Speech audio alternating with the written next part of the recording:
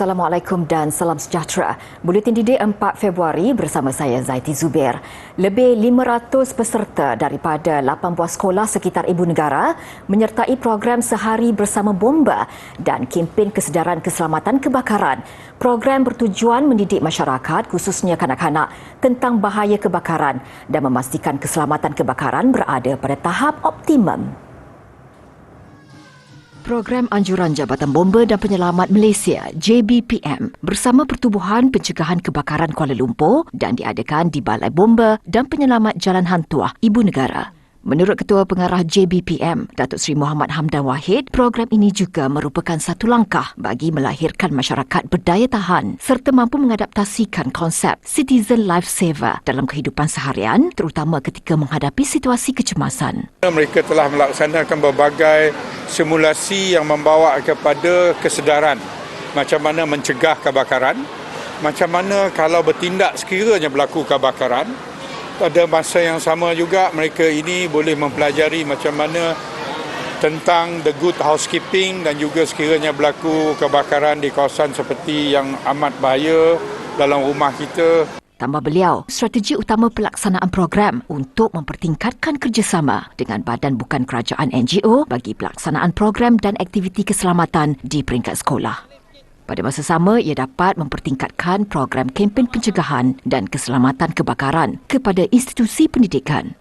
Antara pengisian dan aktiviti yang dijalankan sepanjang program termasuk ceramah keselamatan kebakaran, latihan memadam menggunakan alat pemadam api, latihan memadam kebakaran dapur menggunakan pakai selimut api atau fire blanket, serta simulasi menyelamatkan diri dalam gelap, tata cara penyelamatan mangsa yang tercedera dan latihan stop, drop and roll.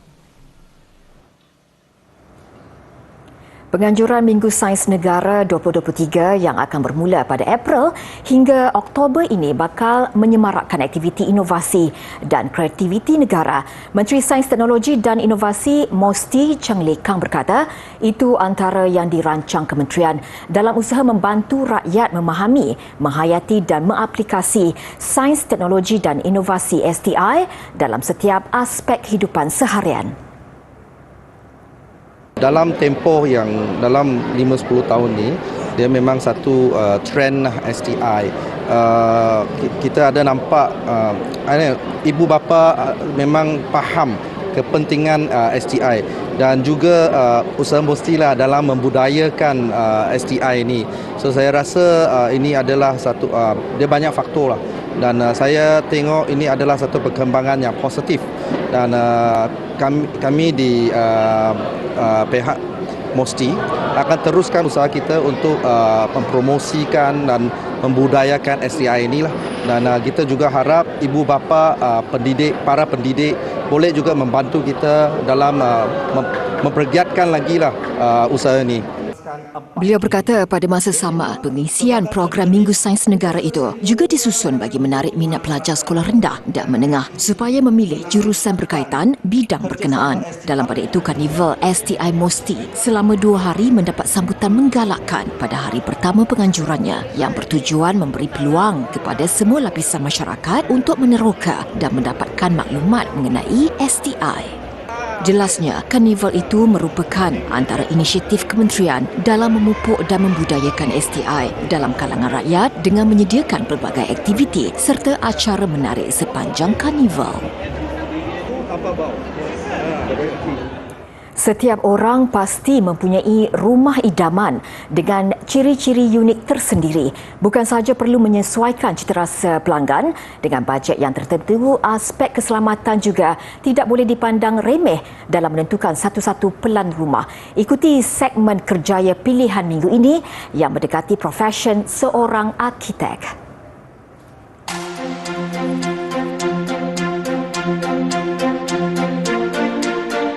Haikal Arif Azhar, 27 tahun, sudah 5 tahun berkecimpung di dalam dunia seni bina.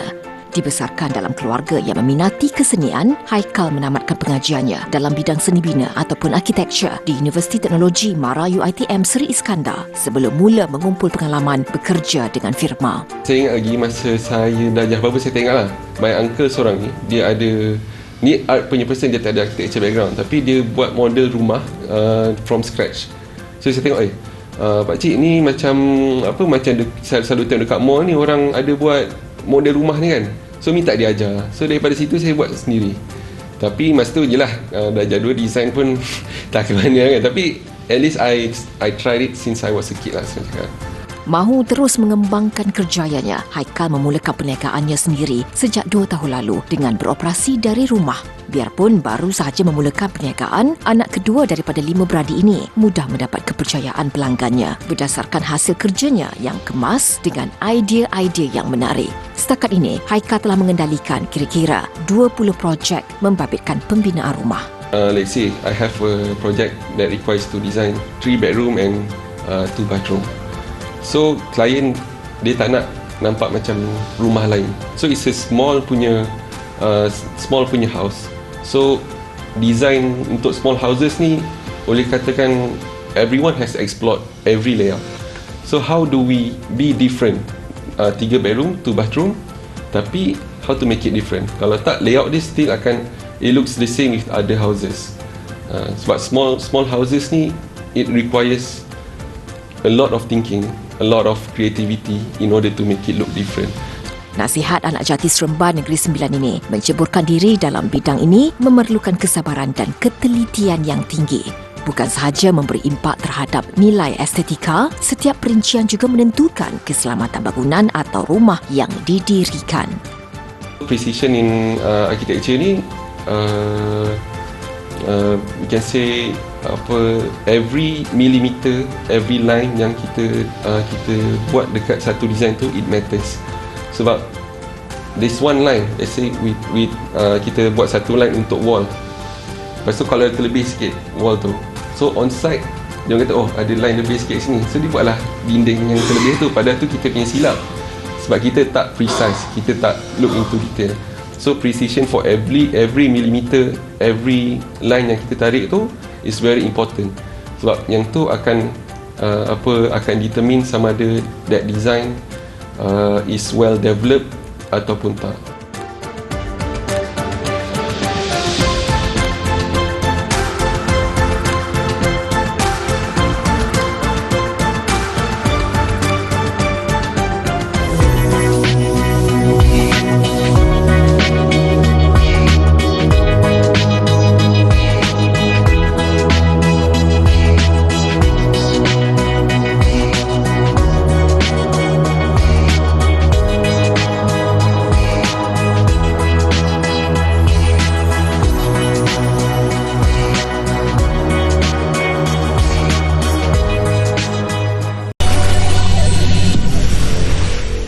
Bersua kembali, polis menjangkakan lebih 300,000 pengunjung berada di Batu Cave sempena perayaan Thaipusam yang bermula petang tadi hingga esok. Pemangku Ketua Polis Selangor, Dato' S. Sasikala Devi berkata, sejak semalam ramai pengunjung yang berulang-alik ke Batu Cave dan ia dijangkakan bertambah sehingga hari kemuncak sambutan Thaipusam esok. Setakat hari ini, keadaan di Batu Cave ujarnya terkawal dan teratur kecuali lalu lintas yang agak sesak. Seramai 1,888 pegawai dan anggota polis ditempatkan di Batu Cave sepanjang sambutan Thaipusam. Pengunjung yang hadir dinasihatkan untuk tidak meletakkan kenderaan di tepi jalan sehingga mengganggu laluan, termasuk pergerakan pedati. Sementara itu, Ketua Polis Kuala Lumpur, Dato' Azmi Abu Kasim, dalam satu kenyataan berkata pihaknya turut menugaskan 682 pegawai dan anggota polis bagi melancarkan perjalanan dan keselamatan lalu lintas masa pergerakan membawa pedati.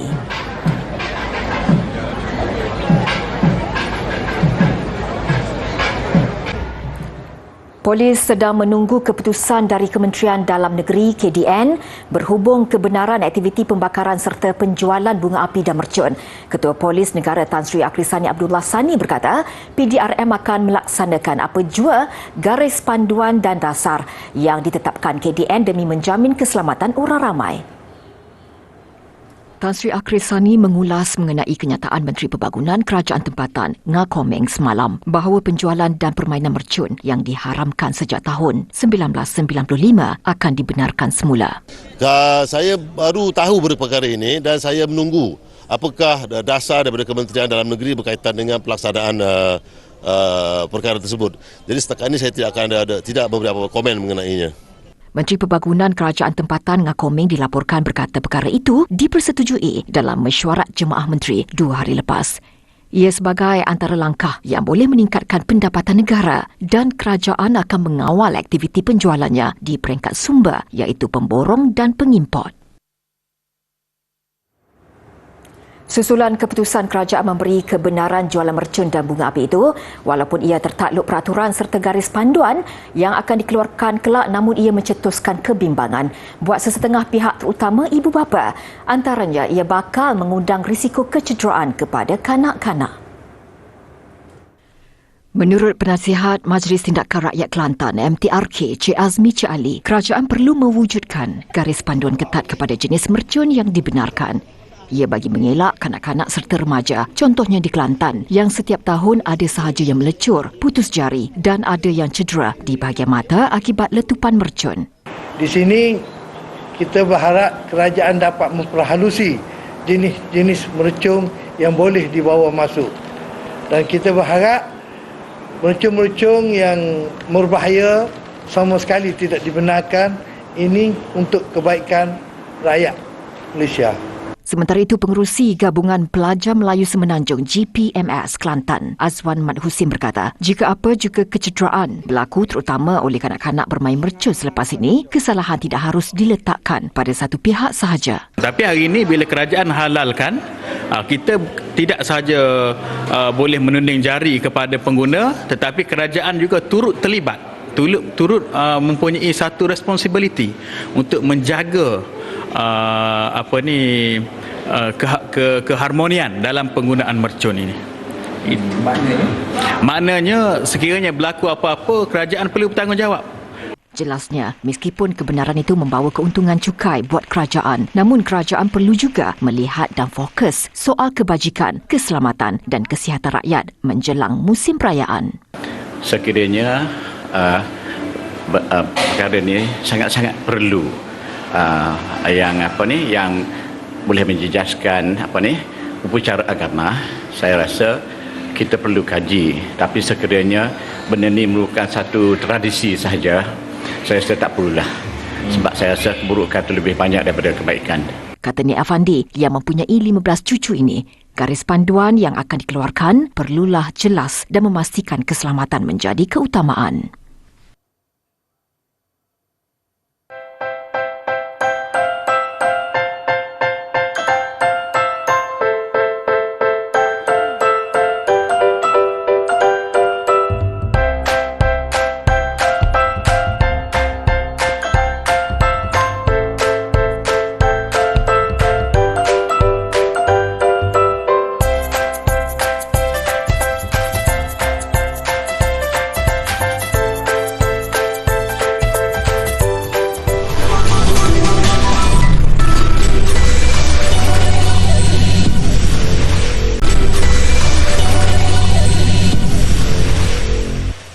Sekolah Kebangsaan SK Pancor Merah dengan kerjasama Persatuan Ibu Bapa dan Guru PIBG baru-baru ini menyantuni 2 keluarga melalui program ziarah Cakna Perdana. Kita ikuti laporan disediakan Wakil TV PSS The Red Channel SK Pancor Merah Seti Terengganu yang membuat liputan program berkenaan untuk segmen wartawan cilik untuk minggu ini.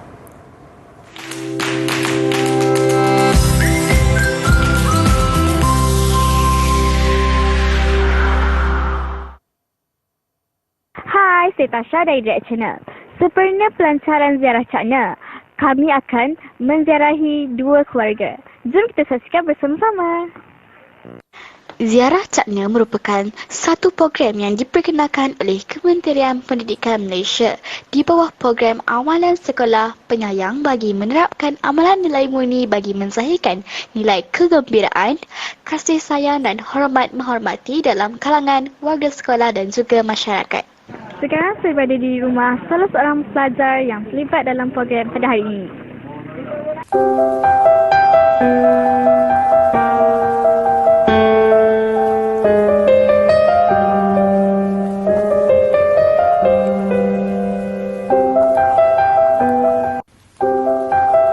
Bersama saya Ustaz Yahrudin bin Jaafar, Guru Besar SK Pancor Merah. Assalamualaikum Ustaz. Waalaikumsalam warahmatullahi wabarakatuh. Okey, bagaimanakah program Ziarah Cakna ini dapat memberi keberkesanan kepada murid dan ibu bapa? Pertama sekali, terima kasih kepada TV PSS SK Pecah Merah. Program Cakna ni kita tujuan dia adalah untuk mengenali keluarga dia. Kita tengok apa masalah yang dia hadapi dan kita nak minta untuk menyelesaikan masalah ketidakhadiran murid ke sekolah. Jadi kita ziarah ni nak tengok apa masalah dan kita cuba beri perhatian, kita cuba cari penyelesaian agar murid itu datang ke sekolah, supaya dengan kehadiran mereka ini akan meningkatkan peratus kehadiran sekolah dan juga dia dapat belajar, dia suka kepada dia suka untuk ke sekolah. Dan jika perkara-perkara yang menyebabkan mereka tidak hadir itu, kita kena pasti dan kita minta sama ada parent dia atau PIBG sama sekolah untuk dapat menyelesaikannya lah. Selesai sudah program kita pada hari ini. Semoga Ziarah Cakna ini dapat menyelesaikan masalah keciciran murid di sekolah. Sekian, saya Tasha dari Direct Channel. Bye.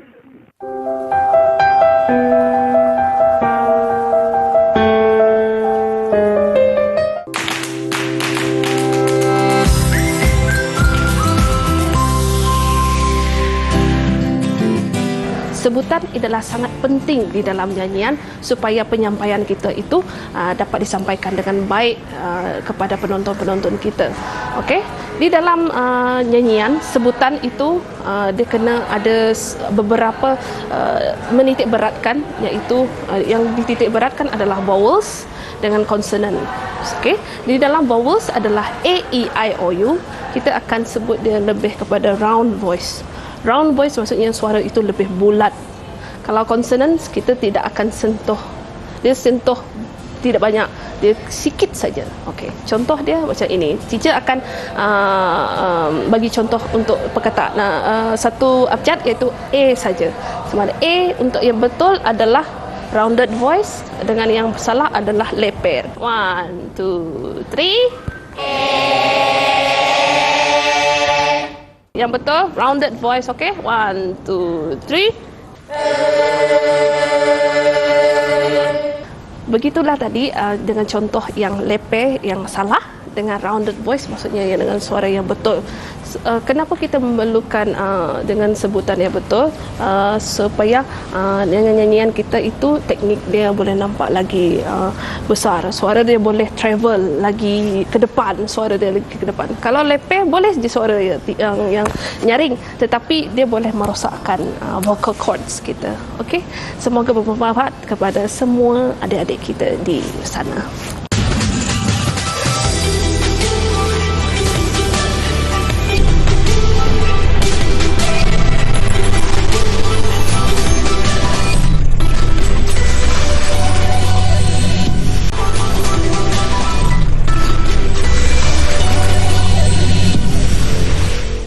Laporan sukan, pemain bola sepak terbaik dunia sebanyak 5 kali, Cristiano Ronaldo mula menjaringkan gol dalam aksi kedua bersama kelab Al-Nassr dalam Liga Arab Saudi.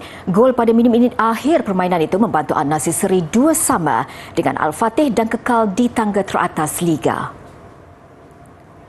Hasil satu hantaran lintang dan percubaan susulan daripada Christian Tello pada minit ke-12, tuan rumah Al-Fatih membuka jaringan. Peluang Ronaldo kini 37 tahun untuk mempamerkan bakat menjaringkan gol tidak kesampaian apabila dibatalkan kerana offside. Giliran rakan sepasukannya Anderson Talisca mendapat bola dan cuma dengan satu percubaan kaki kiri kedudukan terikat. Sebaliknya, Ronaldo yang dibeli Al-Nassr dengan harga 215 juta euro atau 991 juta ringgit terus tertekan apabila masih gagal menemui sentuhan gol. Minit ke-58, Al-Fatih sekali lagi di depan. Giliran pemain tengahnya Sofian Bendebka mencipta nama selaku penjaring. Minit ke-3, waktu kecederaan, baharu Al-Nassr kembali lega apabila diberikan sepakan penalti. Seperti yang diharapkannya, Ronaldo kali ini tidak lagi kecewa apabila menjaringkan gol penyamaan Al-Nassr. Al-Fatih 2, An-Nasir 2.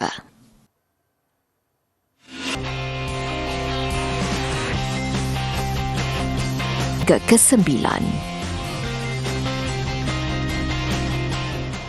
Dalam sukan rally, masih sukar untuk mencari pencabar kepada jago dari Qatar, Nasir Al-Attiyah. Apatah lagi apabila perlumbaan diadakan di kawasan berpasir yang sering menjadi tempat beliau berlatih.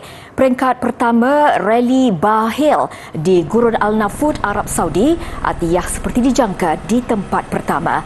Perlumbaan dilewatkan kepada bulan ini daripada asal November tahun lalu bagi memberi peluang kepada kenderaan yang baru selesai menyertai perlumbaan rally Dakar untuk turut mengambil bahagian. Semua kategori perlumbaan diadakan kecuali lori. 15 Januari lalu, Attiyah turut menaiki podium utama apabila menjuarai rally Dakar buat kali kelima. Perlumbaan peringkat kedua dijadualkan hari ini.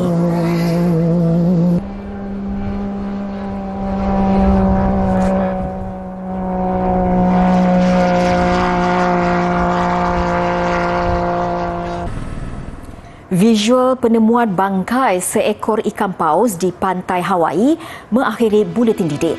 Yang lebih mengejutkan apabila berdasiasat mendapati terdapat perangkap ikan, jala dan beg plastik di dalam perut ikan paus itu. Semoga kita dapat mengambil iktibar daripada insiden itu. Saya Zaiti Zubir, salam hormat.